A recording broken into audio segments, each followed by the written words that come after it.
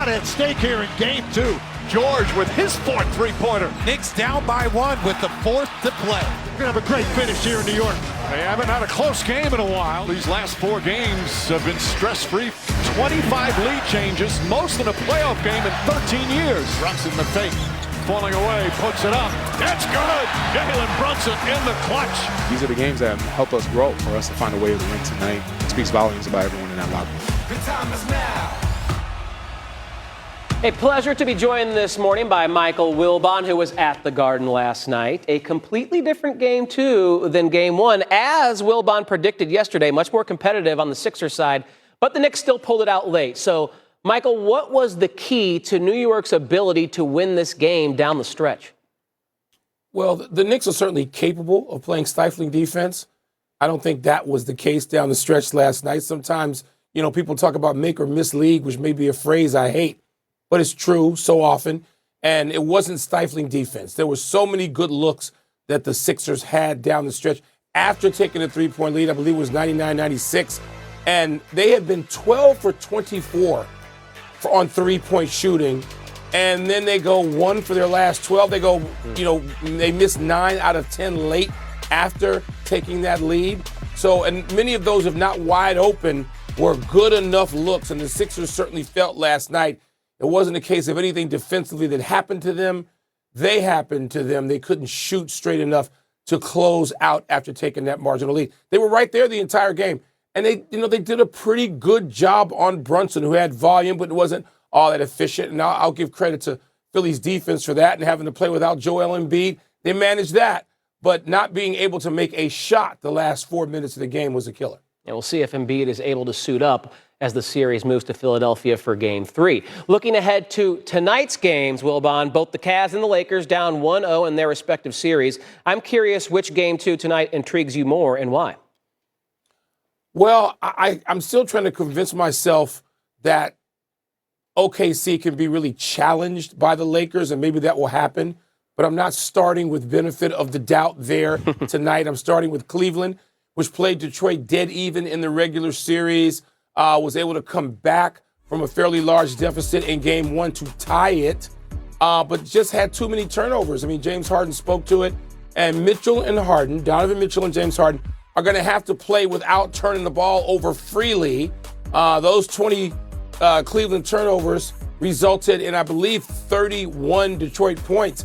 And for a team that sometimes has trouble scoring, the Pistons, of course, you can't give them that kind of assistance. So I would expect a cleaner game from the Cavaliers tonight in Game 2, even though they're still in Detroit. But I would expect if one team's going to even the series tonight, I would think it would be the Cavaliers and not necessarily the Lakers. Yeah, Lakers a 15.5-point dog in that game, too. By the way, just the start of another busy day for you here, Michael, as we take a look at all the shows you appeared on yesterday. Take a look at this. Show me that. Well, at least you're done with it, right? By the way, tell Greeny to take it easy on you today after running through that gauntlet yesterday as you appear on Get Up after us. All right. I'm going to give him that advice. We'll see if he listens. Good luck. Is our playoff MVPs are Michael Wilbon. To a team out of the playoffs, so the Bucks want to have Giannis Antetokounmpo's future resolved before next month's NBA draft. The Greek Freak has spent his entire career with the Bucks, but after 13 seasons, he said he wants to play for a franchise committed to competing for a championship. Here's Bucks owner Jimmy Haslam on Giannis. I just think before the draft is a natural time, right? Because you're going to, if Giannis does play somewhere else, then we ought to get a lot of assets, and that's John's job to do it. If he's here, then you build the team differently. So, and I think that's also necessary. I just want to stress, though, that our relationship with him is very positive. Is this a decision that keeps you up at night? It's a big one. It's a big one, and you got to get it right. And John knows it, and Wes knows it. And we didn't hold back with Taylor. We just said, listen, he may or may not be with us, so don't come because of that, because you want to be straight up with people.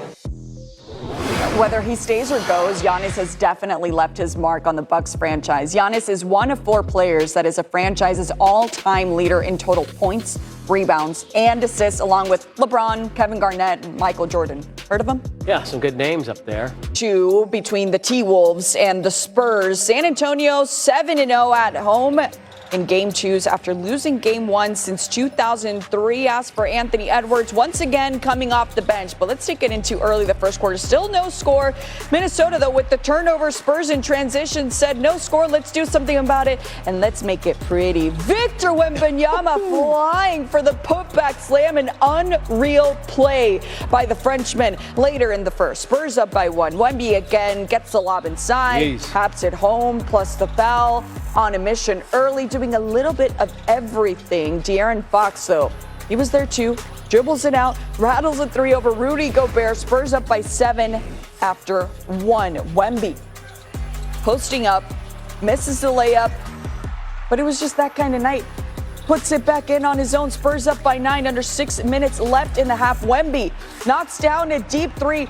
He had 11 points in Game 1, but goes for 14 points in the first half of Game 2. San Antonio up by so much, by 17 at this point, by 16. T-Wolves coach Chris Finch said, felt like they were getting punked, and it sure looked that way. Dylan Harper for that putback jam. On to the third. Spurs up by 26. Shot clock winding down. That's how you know it's your night. Devin Vassell, definitely his night. I mean, just in the air, no dip 3. Vassell drains a 3 here, plus the foul. Spurs up by 25 after that 4-point play. Having a great time. Stephon Castle. That's a good sound effect. Thank you. I appreciate it. I was waiting for the chuckle at least. Scores the acrobatic I think the French layup. is better than your sound effect. Merci beaucoup. No, I kind of take that as an insult, Tyler. We'll talk about it later.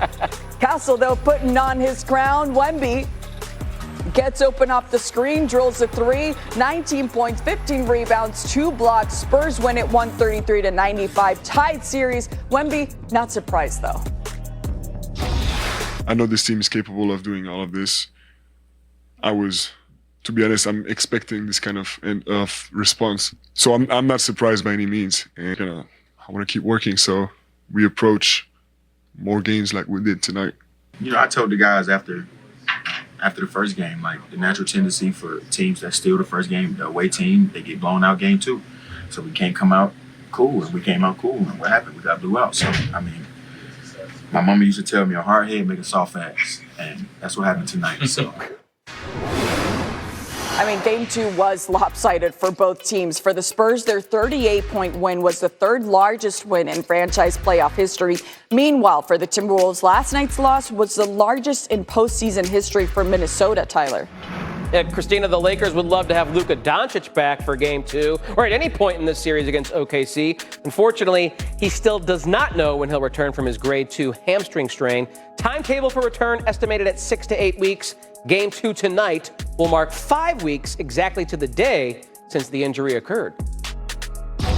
It's very frustrating. I don't think people understand how frustrating it is. All I want to do is play basketball, especially this time. It's the best time to play basketball. It's very frustrating, seeing what my team is doing. I'm very proud of them, but it's been very tough, just to see it and watch them play. Yeah, playing without Luka against this team, yikes. LA has lost 4 straight series after losing Game 1. ESPN Analytics gives the Lakers a 5% chance to win this series. A name you've also heard of, May 7th, 2002, Rich Eisen was hosting SportsCenter when one of the most iconic sound bites in the history of sport dropped. And here we are 24 years later, and we still talking about it. Since 1979, if it happened in sports, it was on SportsCenter. Back with your backs out. They're not going to get him. This is SportsCenter forever. Last we left Allen Iverson, he was talking about his coach, Larry Brown, and how he and the coach were on fine footing, and neither of them are going anywhere. Even though the coach has clear issues with Iverson's philosophy on the concept of the need to practice, that concept being what? Now, while Iverson said he doesn't miss practice, he also didn't do very much to refute his coach's characterization. We warn you, the rant you are about to see is the most Jim Mora-like of the bunch. When you just talk about practice, we sitting here, I'm supposed to be the franchise player, and we're in here talking about practice. Well, Coach, listen, we talking about practice. Not a game, not a game, not a game. We talking about practice. Not a game. Not the game that I go out there and die for and play every game like it's my last. Not the game. We're talking about practice, man. I mean, how silly is that, man? We're talking about practice. I know I'm supposed to be there. I know I'm supposed to lead by example. I know that. And I'm not shoving it aside, you know, like it don't mean anything. I know it's important. I do. I honestly do. But we talking about practice, man. What are we talking about? Practice? We talking about practice, man. We talking about practice. We talking about practice. We ain't talking about the game. We talking about practice, man. What are we talking about? We're talking about practice. Oh, yes.